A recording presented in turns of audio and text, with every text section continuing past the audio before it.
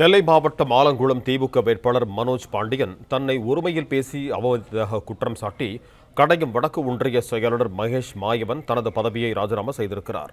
இது தொடர்பான கூடுதல் விவரங்களோடு இணைகிறார் எமது செய்தியாளர் நாகராஜன். வணக்கம் நாகராஜன், உங்களிடம் இருக்கும் தகவல்களை பகிர்ந்து கொள்ளுங்கள்.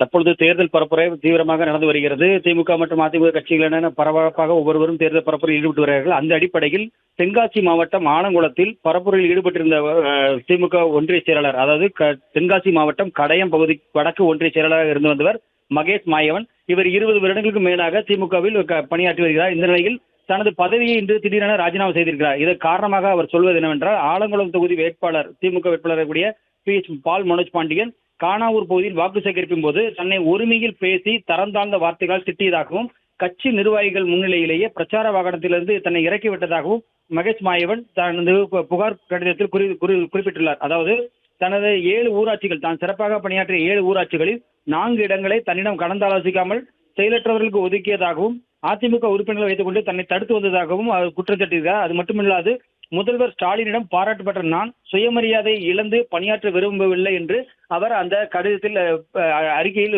தெளிவாக விளக்கியிருக்கிறார். அதாவது தனது விலகல் கடிதத்தில் எழுதியிருக்கிறார். இதனை நெல்லை மேற்கு மாவட்ட செயலாளராக கூடிய முன்னாள் சபாநாயகர் ஆவடைப்பனுக்கு கடிதம் வாயிலாக இதனை தெரிவித்திருக்கிறார். இந்த தேர்தல் களம் சூடு பிடித்திருக்கும் இந்த நிலையில் ஒரு முக்கிய கட்சி நிர்வாகி 20 வருடங்களுக்கு மேலாக திமுகவில் பணியாற்றியவர் திடீரென ராஜினாமா செய்தது மிகப்பெரிய அளவில் பேசுபொருளாக மாறியிருக்கிறது.